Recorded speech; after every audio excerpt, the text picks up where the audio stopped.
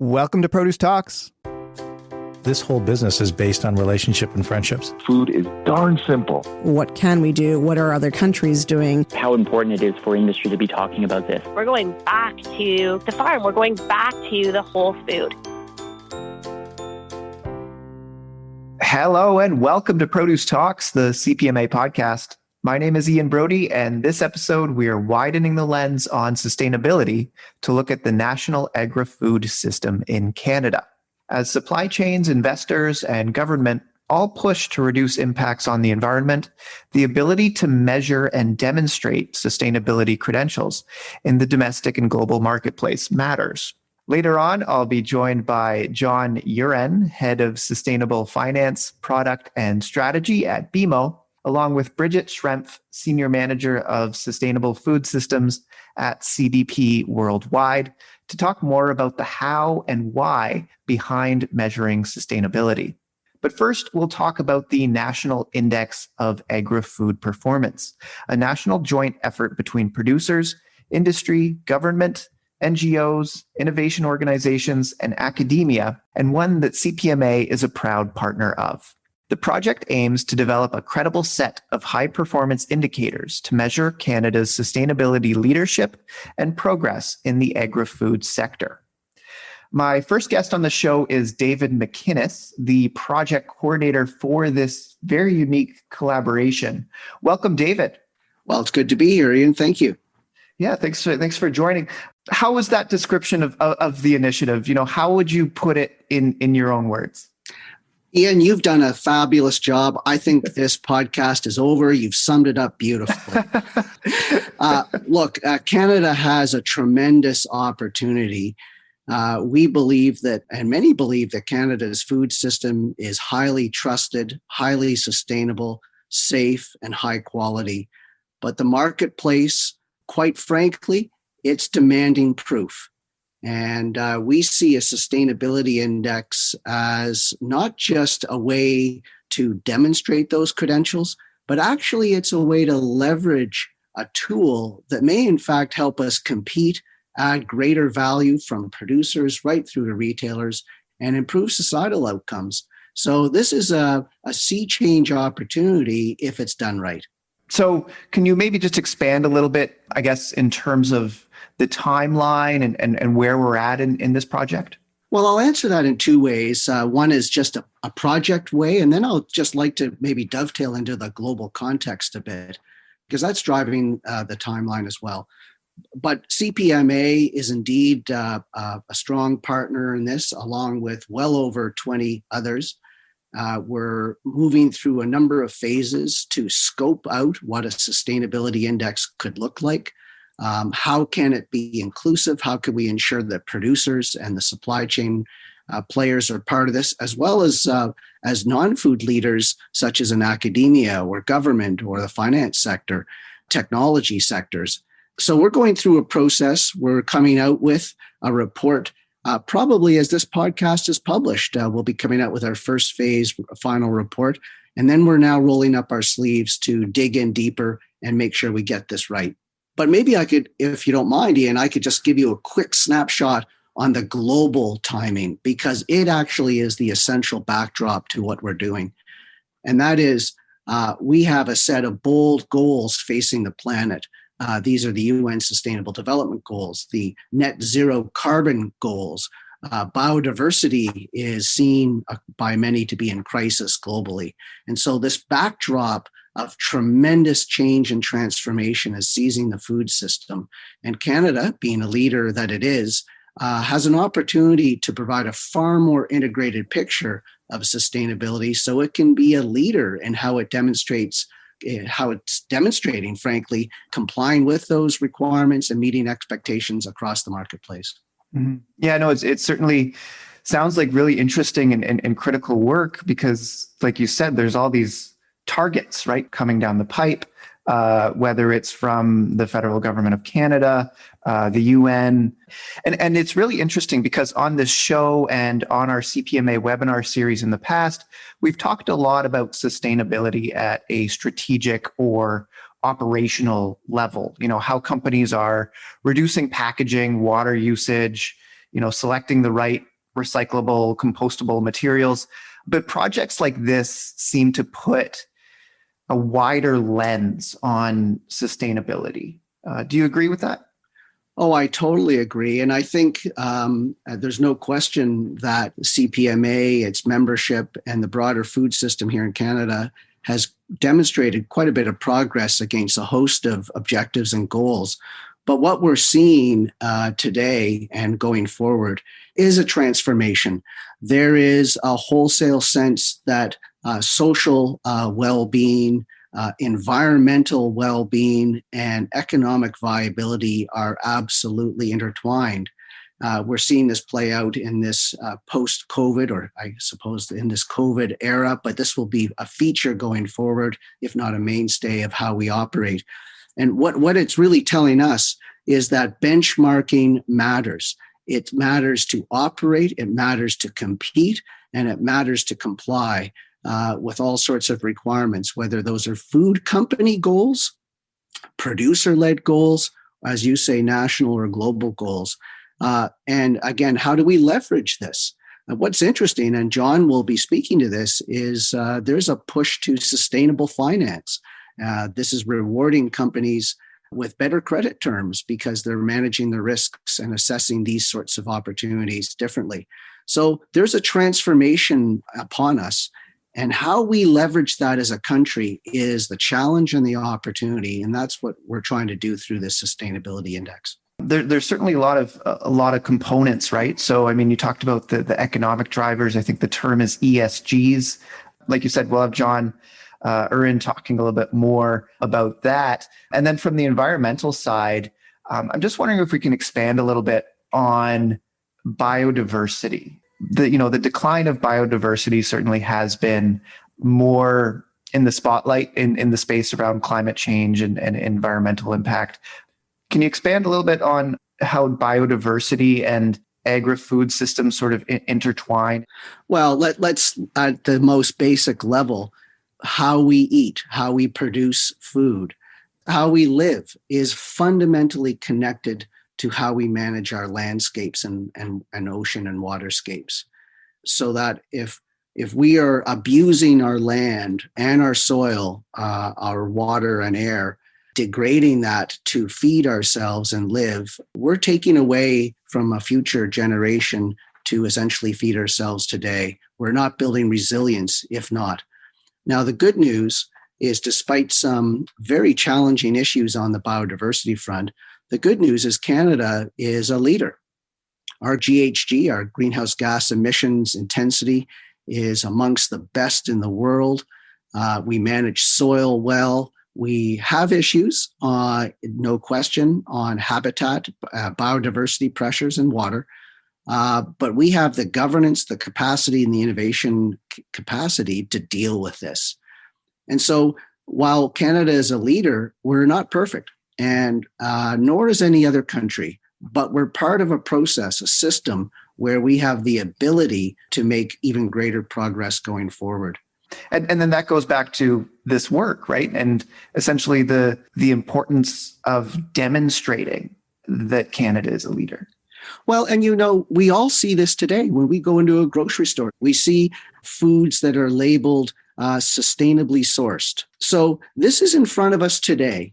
It's in front of all of us when we eat from our plate. We're thinking about, where did this food come from? Was it done responsibly? Was it produced responsibly? Have I degraded ecosystems, or has there been have labor been treated properly in how this has come together? These are the questions that more and more people are thinking about. But I want to take this, Ian, into one other spot, is that this benchmarking exercise, which may seem a little mundane to some, after all, it's about metrics and statistics and benchmarks. But actually, what it can become is an essential strategic tool, a policy tool, an innovation tool, a productivity tool. Because what we're seeing is that if we are able to better benchmark performance, we are able to then present choices from a policy standpoint of what may enable better performance. Are there barriers in policy, government policy? Are we aligned as a food system? Are we working together on the right innovation track? So this is a catalyst for all sorts of other behavior. It's not a panacea, and we don't want to make that appear that way. But if we leverage this, it could actually help us determine how to add greater value, how to compete better, and how to deliver and demonstrate those positive societal outcomes that this was initially designed to address. Really interesting. With completion of the phase one work, are there any key outcomes that you can share thus far, and what are the next steps? Yes, well, our report essentially made the compelling case, if not affirmed the importance of needing to move forward with developing a sustainability index for the country's agri-food system. What it also did, and the next steps are embedded in this, is that we laid out a blueprint, a process to take this forward. It's not perfect. We want to get it refined. We need to reach out to other stakeholders. We want to be careful and cautious here that we don't unleash a process that is inefficient or ineffective or not credible. So there are some steps to go to get this right. This is complex, but we are providing, or would like to provide, a high-level view of Canada's sustainability performance. And we want to avoid duplicating any efforts being undertaken across the sector right now. And so we're working through those details, and that's the focus of our next phase, as well as to get a little more credit for what Canada is doing through this exercise, perhaps on the global stage. Mm-hmm. Canada, if we get this right, why shouldn't this be a model for how other food systems might respond and manage these complex issues? Every country's different. There's no one size fits all, but how we collaborate and how we leverage this, I hope, will be a competitive opportunity for Canada at the very least. It's such a unique collaboration, right? And projects like this, I mean, you require all these different stakeholders to be involved, and it's great that CPMA is involved, but it's bringing together all of these different stakeholders. So it's a really interesting partnership, really interesting collaboration. Well, Ian, there are many public-private collaborations across the food system and elsewhere in Canada. But what's unique about it is that we actually are working at developing Canada's first Agri-Food Sustainability Index. This presents a wonderful opportunity to try to get it right, because these diverse players from the private and public sector have all come together. Yes, they represent the interests of their organization, of course, but they are taking a sectoral, they're taking a national interest view. That creates common ground. There are going to be some tough discussions as we get into indicator development and how do we figure out how to measure properly biodiversity or other issues. Of course, that's going to be challenging. But if we don't do it, others will measure Canada for us. We need to step up and we need to get ourselves ready for this very fast-changing food world. Absolutely. Absolutely. Well, David, thank you so much for joining this episode. I really look forward to future conversations as the project moves forward. Thanks for your interest. We'll be back after a quick word from our sponsor, Nature Fresh Farms. And a special thank you to Nature Fresh for their continued support of the show. Hi there, it's Sarah from Nature Fresh Farms. Climate change poses serious social, economic, and environmental challenges for agriculture in Canada. While adapting to change is second nature to farmers, it is important we continue to support one another in finding more sustainable alternatives. That is why Nature Fresh Farms is always incorporating new eco-friendly initiatives to help lead our community to a greener future. For more information on our growing practices, visit www.naturefresh.ca/sustainable-growing.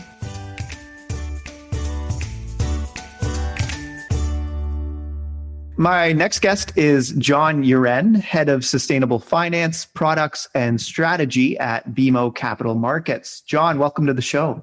Thanks, Ian. It's great to be here. We're talking about sustainability. We're talking about benchmarking and measuring sustainability. In my previous interview with David, we touched briefly on ESG criteria, or environmental, social, and governance criteria for investing. I wonder if you could start off by expanding on what ESGs are and this whole concept of sustainable investing. Sure. Thanks, Ian. So ESG stands for environmental, social, and governance. And really, these are factors that historically, were looked at as sort of risk factors that a company would face. So, for instance, if a company performed poorly related to some environmental factor, that could have a negative impact on its business and overall profitability. I think what's been interesting is the transition from ESG factors as risks to ESG as opportunities. And you now have some investors and certainly the general public that are looking at things like strong ESG performance as a way on the investor side to drive alpha or drive profitability. And on the customer side, companies that perform well from an ES and G perspective oftentimes are ones that customers actually want to buy the products or buy the services from. So what we do know is that companies and governments, they can't ignore ESG factors because investors, shareholders, and the public are so aware of ESG and more are factoring it into those investment and buying decisions. So maybe a couple of practical examples. Environmental factors are things like climate change mitigation and adaptation. How is a company preparing itself for climate change? How is it preparing its business or the services it provides from a climate change perspective? Energy efficiency. So is the company generating its electricity using, dirtier sources like coal or even natural gas? Are there alternatives like renewables, solar, wind, biofuels, geothermal, other opportunities to produce their electricity or to generate their energy from cleaner sources? Of course, then pollution, waste and water, and even sustainable agriculture. And certainly we'll touch on that a little bit, I would say, throughout this interview. On the social side, think about things like labor practices. So how does a company treat its employees? From a human rights perspective, perhaps, through COVID, I would say that things like human rights, things like employee mental health and vacation policies have really come into the limelight. The public has been noticing companies that are treating their employees better through COVID. And I expect as we project forward, those are the types of companies that will be more profitable because customers have noticed, but also their employees will be more engaged and more willing and able and wanting to really devote their time to the company and its profitability. And then things like, DE&I, diversity, equity and inclusion, product quality and safety, and even supply chain management. That all falls under the example of social in the ES and G spectrum. And then finally, governance, we're looking at things like board diversity and inclusion, executive pay policies. Are there independent directors that, keep management in the C-suite position in line and give them some sort of different opinions and views on the trajectory of the business and where it should go, even down to things like bribery and corruption and auditing. These are all examples of, things that can go very wrong from a governance perspective if not handled correctly, but that can have material impacts on the way a business is run. And then, of course, it's sort of long-term success. Is it set up well from a governance perspective? That will go a long way to determining whether or not it can be a profitable company. And then the second part you asked about, Ian, was around, what's this concept of sustainable investing? So it's fine to have these sort of ES and G factors that are out there. But what is, how is that actually incorporated into investing? And really, at its core, sustainable investing it's about incorporating values into investment decisions. And it often includes aligning personal values with the investment decisions that are made. Now, there can be different approaches to sustainable investing and incorporating ESG factors. Historically, the easiest way to do it was through sort of exclusionary. Okay, so negative screening. If I'm an investor and I know I don't want to hold companies that are in the tobacco industry or that are in gambling industry or even fossil fuels for some, then I'm intentionally going to leave out those companies. I'm going to exclude those companies so that they're not in my investment portfolio. Also, norms-based screening is another form of exclusionary. So are companies aligned with the UN Global Compact or the UN Guiding Principles on Human Rights, different international norms that have been adopted and accepted. And if they aren't aligned with those norms, then I don't want them in my portfolio. What we've seen is sort of a progress from simple exclusionary. And I say simple, it's not necessarily simple, but maybe a more involved way to look at it is through inclusionary. So ESG integration is one form of sustainable investing, where now you're incorporating those ES and G factors I mentioned at the beginning. You're incorporating those into your investment decision. So if I'm investing in a company, I'm not just looking at cash flows, and projected future profitability. I'm also factoring in, well, if they don't incorporate good governance or social or environmental practices, what could be the impact on their share price? Positive screening is another form of inclusionary as well, where you're kind of taking best in class. So who are the best environmental, the best social, the best governance performers? I only want the top quartile of the best of the best. And then thematic ESG investing, which is like, I'm somebody who's interested in clean tech. I want to only hold companies in clean tech. I think that's the future. Or companies that are generating water solutions, or companies that have a focus on women in leadership positions. BMO has a mutual fund and an ETF that sort of screens out companies that don't have at least certain percentages of women in leadership positions. But the idea being that the diversity of thought is one that will lead to medium and long-term success and profitability for the company. And then finally, the sort of the last and sort of furthest out there category of sustainable investing is around two themes: shareholder engagement, which is because I'm a shareholder, I'm going to actively engage with the company, with the board, with management, trying to improve their ESG performance.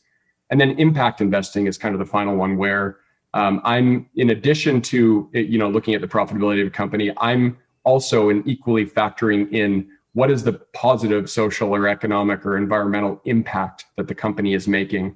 That goes sort of hand in hand and maybe even above the potential profitability of the company. I need to see a social or environmental return as well. I get the sense that this space has really evolved over recent years. I think, the term used to be ethics, right? But I certainly get the sense that this certainly has evolved and grown as an important space for investors, for private sector. It has. It really has, Ian. Like I mentioned sort of the spectrum of everything from exclusionary, maybe historically, or ethical investing. Yeah, you're right. That was sort of how it was termed in the 70s and 80s when it first kind of came to be, all the way through to, incorporating directly an impact return alongside a financial return. I mean, what's been most remarkable and what the biggest change we've seen is a byproduct of that, which is the growth, right? And like I was just reading a report yesterday, in Canada in 2020, there's $3.2 trillion in responsible investing AUM. 3.2 trillion, which was a nearly 50%, a 48% growth over a 2-year period. Yeah. So since 2018 to 2020, there was a 48% growth in responsible investing AUM. And this is only in Canada. In the US, it grew 42% over those 2 years, up to 17 trillion. That's remarkable growth. And now the category of responsible investing is how I explained it a moment ago around sustainable investing. So it can be anything from sort of negative all the way through to impact. But nevertheless, that's a huge market share, right? And what that signals to me is that, from an equities perspective, as I mentioned, investors, shareholders, they're really, have a keen eye to ESG and see it not only as risk, but also as opportunity. But from a fixed income perspective, we had 700 billion in sustainable debt issued globally last year as well. You have corporates and you have sovereigns or countries that are desperate to raise proceeds to finance green or social outcomes. So green bonds, social bonds, you might have heard some of those terms. Like those are examples of companies that are saying, look, we have projects we want to finance. We want to come to market with a labeled sustainable debt product. Maybe it'll even price a little bit better, i.e. more profitably for the company, because investors, sometimes these bonds are 4 or 5 times oversubscribed. And what it does do then is then transitions them and sets them up for a lower carbon future or greener future, because they have the proceeds in hand to make the necessary investments to improve energy efficiency, or to look at their, transportation if they're a shipping company, or to look at the buildings in which they operate and see if they can get them to be LEED certified or something. So it kind of is win-win, both on the issuer side, but also on the investor and shareholder side. For sure. And it really places the importance and the impact of projects like this national index for agri-food performance. From this investment side, it's one really important component. It is, yeah, Ian, it is a really important component. So the Agri-Food Performance Index that's being developed is going to be really relevant to identifying what the most important environmental and social factors are for producers in Canada. It's one thing for us to know our story here in Canada, to say we have companies that are focused and farmers that are focused on, cleaner production and cleaner food services. But it's a whole other thing to actually set a benchmark that is sort of global best practices to then point to and say, not only are we saying that we're the best, now we can take that out to the market and say, we've actually, had an independent group, this working group that's putting this index together, that has identified, from a variety of expertise, has identified the most relevant factors from the environmental or social or health and safety perspective. And now we're saying, we're actually above and beyond what those thresholds are. I think it'll be important to sort of open up markets globally to really showcase the Canadian ag space, to get our story out there, the things we already know that we're doing really well here in Canada. Mm-hmm. It's a way to sort of get a platform to bring that to other markets and potentially open up new markets. So looking at the agri-food sector specifically, do you have any examples that you can share in terms of, utilizing that ESG criteria within agri-food? I do, yeah. So at BMO, we've committed to mobilizing $400 billion towards sustainable finance by 2025. So it's a huge commitment, but with that comes, a major portion of it is around how do we get capital to companies that are pursuing sustainable outcomes. Mm-hmm. So an example of that, in December of 2019, we approached Maple Leaf Foods, who is a preeminent. Their goal is to be the most sustainable protein company in the world. And they announced this really, ambitious targets for 2025, science-based targets from a emissions efficiency perspective. They want to reduce their greenhouse gases emitted. They want to improve their electrical usage, their water consumption, their waste diversion, so recycling programs. Really substantial goals that they set for themselves. But in doing so, in 2019, announced that they're the first carbon neutral protein company in the world. We saw that at BMO and said, this is an opportunity to continue to support this client along their sustainability journey. So we actually worked out what's called a sustainability linked loan with Maple Leaf Foods, which was a $2 billion facility where the interest rate margin that Maple Leaf pays on the loan can decrease if they achieve their very ambitious targets, related to carbon neutrality, related to electricity, water, and waste that I mentioned. If they can achieve those over the 5-year term of the loan, those kind of yearly step ups where if they hit certain targets on the way, they'll actually pay less interest on the loan.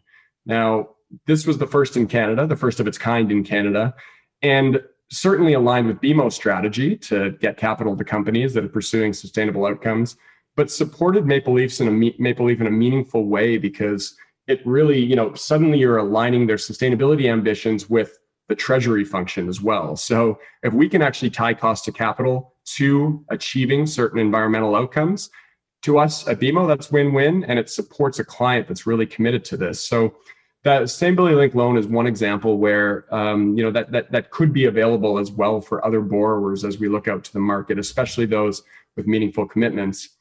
I want to flag one other example as well. So Lakeside Produce and Nature Fresh are two greenhouses here in Ontario. And, we issued a sustainability bond, BMO did, back in 2019. And one of the categories for our bond was sustainable land use.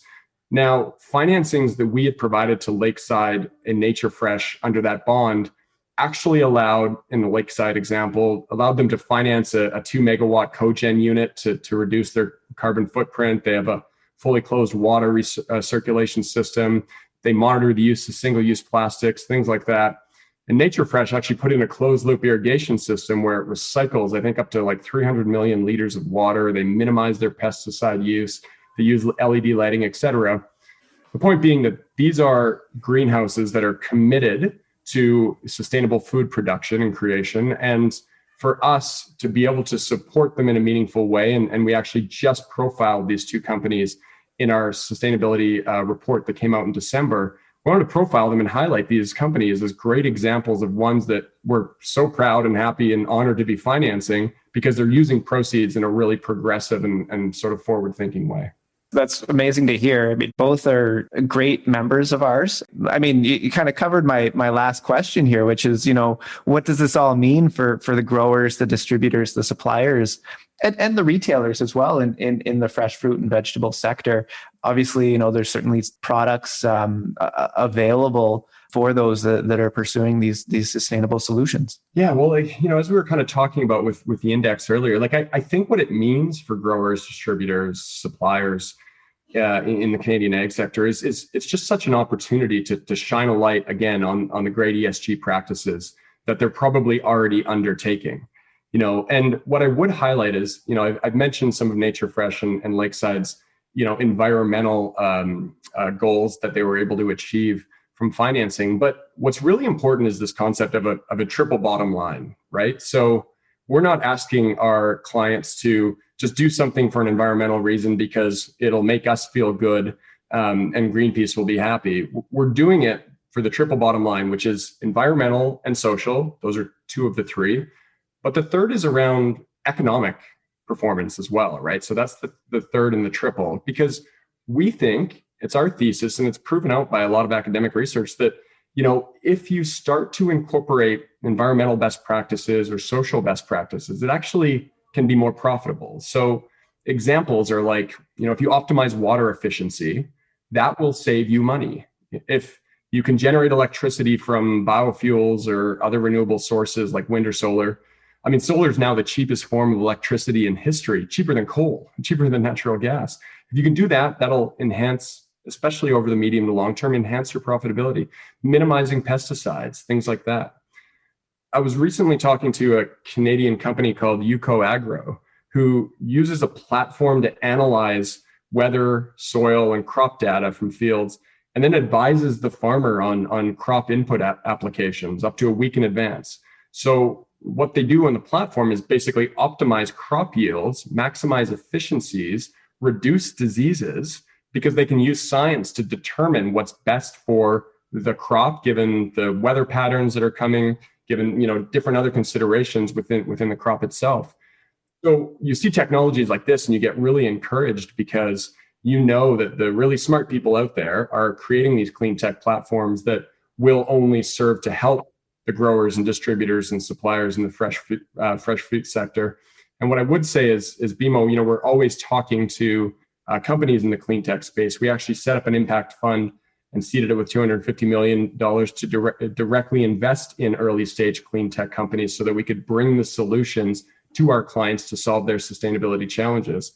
So I think, just staying in touch with us, and then also what's going on just generally in the clean tech sector will go a long way to enhancing that triple bottom line, which of course creates great outcomes for farmers, but all the way through to society at large. Yeah, absolutely. Absolutely. So thank you so much, John. It was great to have you on the show. And we look forward to continuing to work with you on the National Index on Agri-Food Performance. Great. Thanks very much, Ian. And my final guest is Bridget Schrempf. She is the Senior Manager of Sustainable Food Systems Initiatives with CDP Worldwide. Welcome, Bridget. Thank you. Thank you so much for having me. So maybe you can start off by letting our listeners know about CDP.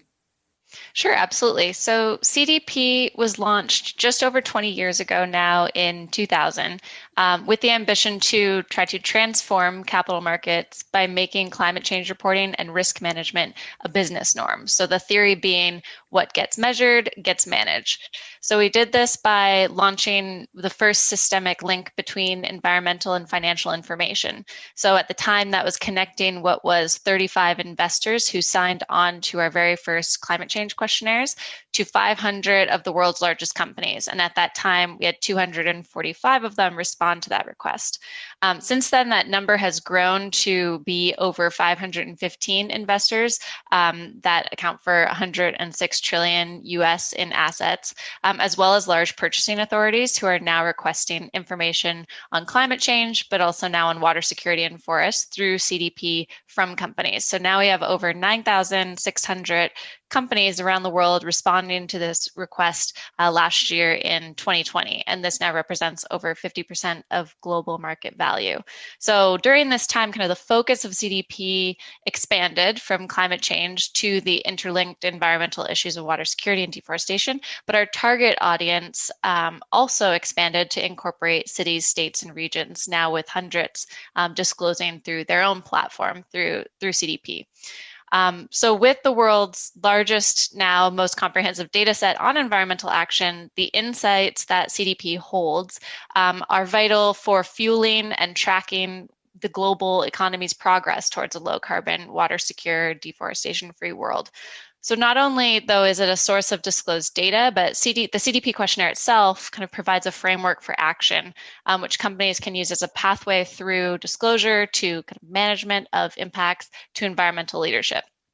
So the program that I specifically lead at CDP, which is called the Sustainable Food Systems Initiative, recognizes food as one of these key interdisciplinary issues that sits really at the intersection of these important environmental issues and also touches almost all aspects of human and planetary well-being. That's a critical element of the solution to achieving this broader goal of, this low carbon economy, as well as meeting the global goals outlined in the Paris Agreement and the Sustainable Development Goals. So with this program, we aim to utilize our framework and the programs that we have to analyze and track progress, specifically in the corporate food value chain towards sustainable food system transformation, and then support those companies in their transition through the information that's disclosed to CDP and raise awareness of the impacts and risk to business to make that economic benefits to transition clear and recognized. Yeah, and it sounds like it's another representation of the growth of sustainability and companies in the corporate sector's focus on sustainability. Just the growth of services such as this. It's just one more representation of how companies are focusing more and more on this space. And it really fits into, this conversation in this episode about the National Index on Agri-Food performance. And we've been talking about the project, but I really want to emphasize, sort of the why and also the how, behind measuring and demonstrating sustainable leadership. We talked a little bit already about the why from, the ESG investment and corporate side, but it would be really great to dig into more of the how. So what are some of the fundamental components to measuring environmental impact and sustainability, specifically for food systems? What I've found first, the most important thing is to be able to reach a shared understanding of what sustainable food systems are. So we very much look to a lot of the global work that's being undertaken by thought leaders, both within our organizations as well as other NGOs, but primarily really the research community that's done a lot of work to define this. So then when we kind of look at what that sustainable food system transformation agenda looks like, we want to ensure that the reporting mechanisms like CDP's disclosure framework is asking the right questions to be able to then track the transitions. In my particular project is looking at the corporate food value chain as a start. Look at what the key transitions entail to support for the private sector's role to support a sustainable food system, and make sure that we're able to track and drive that progress. And CDP, our tagline is disclosure, insight, action. It's a journey, it's a pathway. So we say that, the first step in order to know what those fundamental components are, to even be able to measure this, the first step is understanding where change is needed. So that starts with transparency. So disclosure to CDP is a avenue to increase transparency, as well as disclosure to particularly the relevant forest risk commodities, which is an area that's currently lacking globally, as well as measurement of appropriate metrics such as water withdrawals and discharge quality. We know, and I'm sure many of your listeners know, that the global food system contributes almost a quarter or more of greenhouse gas emissions. It uses half of global habitable land and 70% of global freshwater withdrawal. So that gives us some guidance in terms of essential components that first have to be assessed and measured by all companies, kind of no matter where they sit in the food value chain.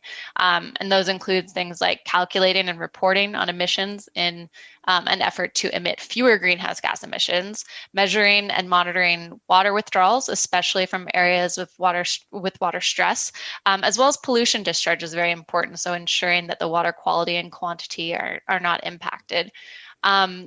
Tracing commodities to the point of origin to ensure that they're not directly or indirectly contributing to land degradation and conversion, including deforestation, which is a large driver of greenhouse gas emissions from the food system, is also incredibly important. From there, companies then have to take what they are measuring in terms of their own impact, what they are using, and what they are putting out, and they have to act. So specifically, companies have to kind of seek to understand what their risks are by conducting risk assessment and undertaking scenario analysis. This is a key recommendation of the Task Force for Climate-Related Financial Disclosure, and it's very vital to help companies understand their vulnerabilities and drive appropriate action where it's needed the most. And then they also must be setting science-based emissions reduction targets that pay particular attention to Scope 3 emissions, where we've found most of the emissions in the food value chain come from. And then lastly, because of that fact, companies must fully understand their value chains through engagement with their suppliers and smallholder farmers. And we currently do find that this engagement is lacking. However, as more companies, particularly farther along the value chain, set science-based targets, which is very much moving to becoming the business norm. They identify that they must be addressing those Scope 3 emissions, and we see leaders in this space kind of deploying innovative mechanisms to support and increase adoption of agricultural practices that are going to have climate mitigation or adaptation benefits, but also simultaneously be able to help drive benefits to biodiversity, soil, water, and their annual yield. So I would say kind of once you get those basic fundamentals of measure, in terms of where you then need to move to act, where you sit in the value chain becomes incredibly important in terms of what areas of measurement and action are kind of the highest priority for you to undertake. And we'll talk about the value chain in a little bit, but I'm just wondering if maybe you can expand on Scope 3 for our listeners. That one's a new term for me. So absolutely. And I'm so sorry to everyone. I always forget. We get so stuck in our terms. Scope 3, there's three key kind of scopes of emissions that an organization can emit into the atmosphere or is responsible for through their operations. So scope 1 and 2 is what we would call operational emissions. So it's the emissions that come from kind of your own operations that you have direct control over. And then scope 3 is what is more appropriately called value chain emissions, and how I should have referred to it. And that is the emissions that are happening both upstream and downstream of your operation that you also do have responsibility for from an emissions accounting perspective. So when companies disclose to us their environmental information, best practice is that they are able to provide what we call a full greenhouse gas inventory.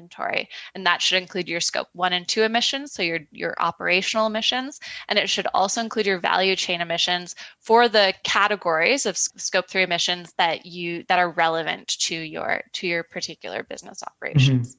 Mm-hmm. In the produce world, one of those components is plastics right now. And that's certainly been a big topic for us, but that's certainly a big topic of debate around policy too, is, who's responsible for that plastic along the value chain? Is it the manufacturers of the plastic or so on? So it's interesting how it all, weaves together.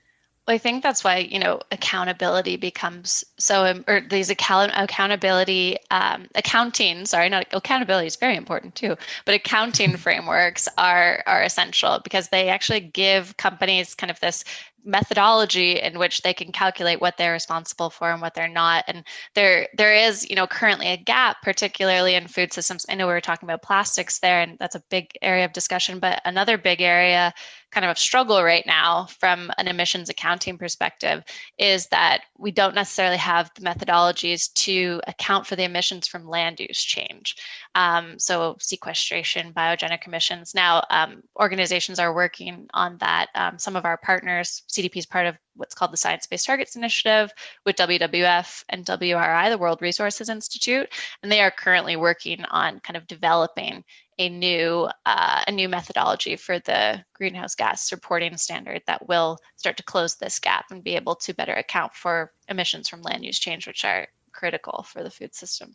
Mm-hmm. And so I guess just talking a little bit more about the value chain, I read CDP's Hungry for Change report where it was advocated, a value chain approach, looking across that whole value chain. And again, like you said, with those extended impacts when analyzing the corporate sector's participation in food systems and, to effectively drive positive change.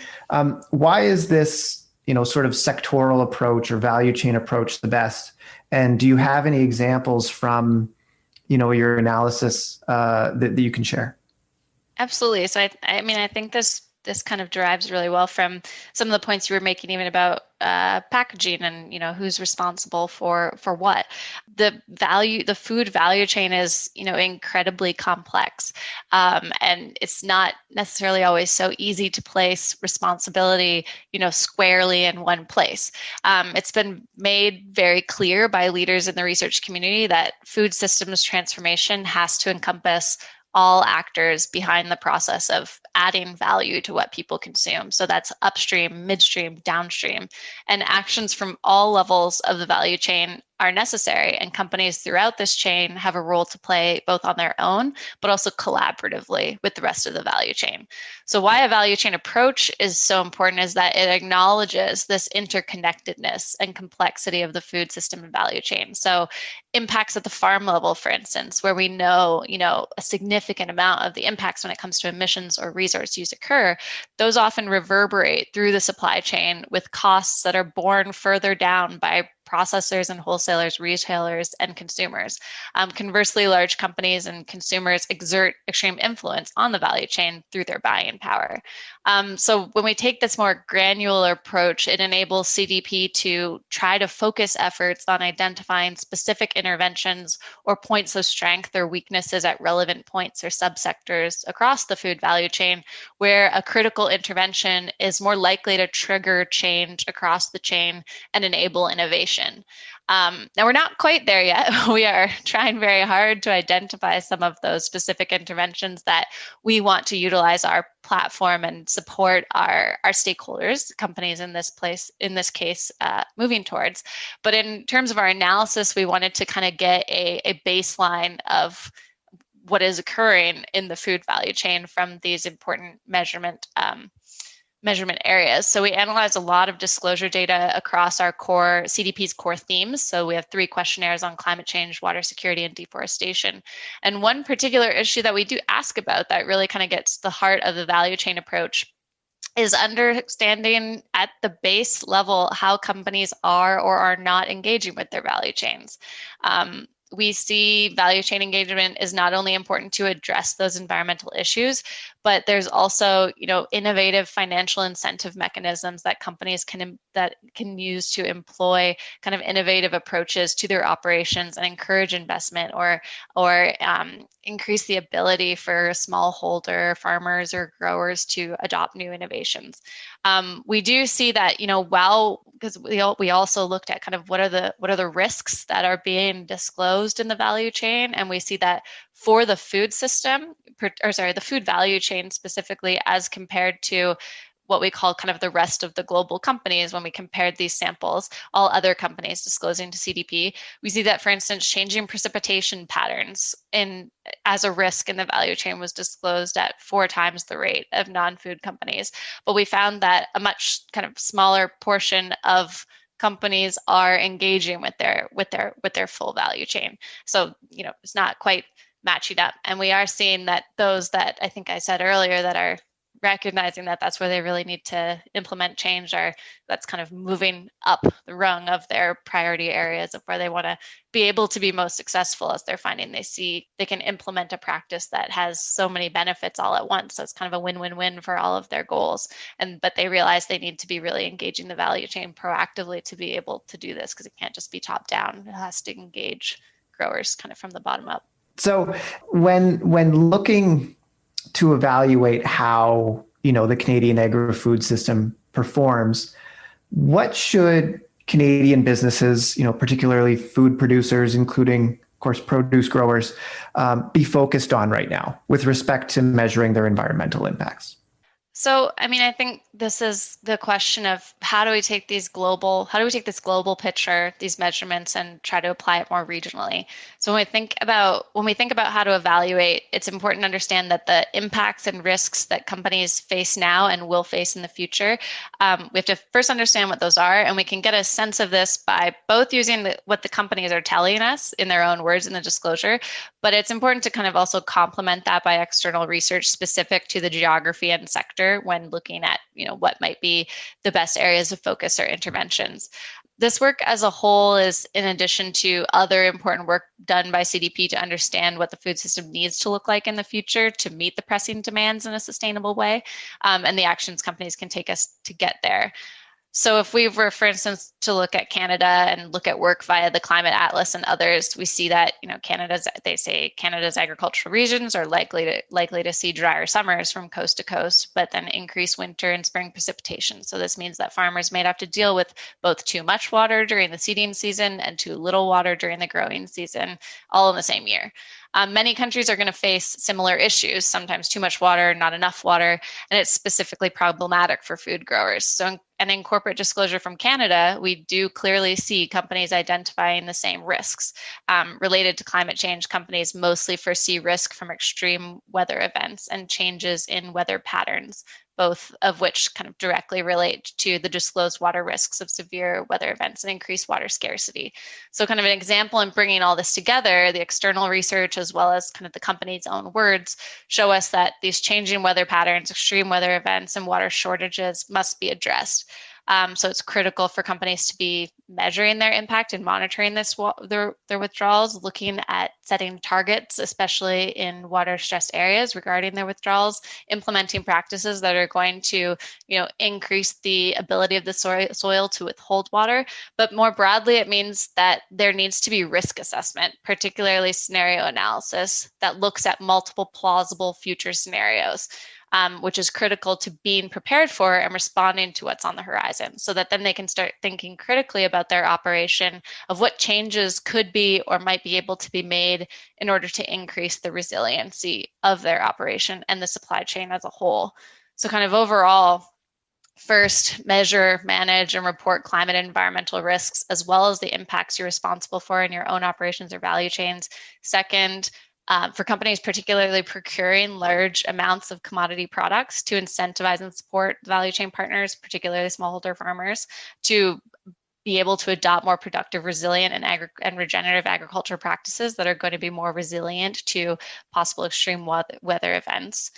Third, implementing those forward-looking mechanisms to plan for a low-carbon transition. So that could be in setting science-based targets, forest, water-related targets. And then lastly, companies setting those targets to reduce emissions, conserving critical resources like land and water, work to align their product portfolios, management incentives, and R&D in a way that aligns with regional variations of the Eat Lancet planetary health diet alongside those efforts to build resiliency. So if you kind of look into the future of what a sustainable food system needs to look like, making sure that you're assessing your own operations against various climate futures, get ahead of thinking proactively how you might be able to innovate or how your product currently aligns with feeding a growing global population within those planetary boundaries, and look at what your major purchasing organizations are starting to look at within their own scope 3, so in their value chain emissions, and how you can work proactively with them to ensure that you are ready for those changes, or you are proactively ensuring the resiliency of your operations. Mm-hmm. That's quite the to-do list. Yeah, I know. Apologies. There's a lot of data points. No, but I think that's, I think it's good that we're kind of emphasizing this, because it brings out the importance and I think the role of projects like the National Index on Agri-Food, where, there's a lot of players involved. There's a lot of analysis and metrics to be measured. My read of it in terms of where the national index fits is, it comes right from, wow, that's a big to-do list. Those are a lot of metrics. How there are, looking at a sustainable food system, we know it's a significant transformation that has to take place, and it involves every actor across the value chain really strategically assessing their position and moving away from business as usual. And I think what this project kind of helps with that is it helps to identify priorities for a specific region. So how do you kind of wade through and identify those? We were talking about hotspot areas just in, one food value chain, or for a company, oh, that's where my greatest impact is. Potentially it's in my value chain emissions. There's a, extreme risk from drought. We need to do something about that. It gives these global, it gives a way to maybe distill down these global metrics to the things that are materially important for the Canadian food system specifically, to be able to be successful in the next decade and following that. And successful economically and environmentally. Absolutely. Yes. Right. Yeah. In my previous role, I worked directly with companies, some of which in Canada setting science-based targets, and kind of the tagline there was, what's good for climate is what's good for business. And that is kind of what CDP is very much trying to demonstrate, connecting the environment and the financial system to show that, a low carbon economy is good for the bottom line in the long term. For sure. And I think that's well understood, across the corporate sector, across consumers, across policymakers. I think that's well understood. I guess we're at this sort of analysis and implementation phase. Yeah, which is very exciting. It is. It's the hard part, but it's the part that is the most important. So I'm really excited that we're at this stage with this work, and I'm excited to see what comes out of the project. That's great. Well, thank you so much, Bridget, for joining the episode and telling us a little bit more about CDP and sort of the ins and outs of analysis and measurement. There's lots there, and thanks so much for joining. Thanks very much. Bye-bye. Thanks again to David, John, and Bridget for joining me on this episode. To learn more about the National Index on Agri-Food Performance, you can head to cpma.ca/industry to learn more. Until next time, fill half your plate with fruits and veggies, continue to seek out new knowledge, and basically never stop growing.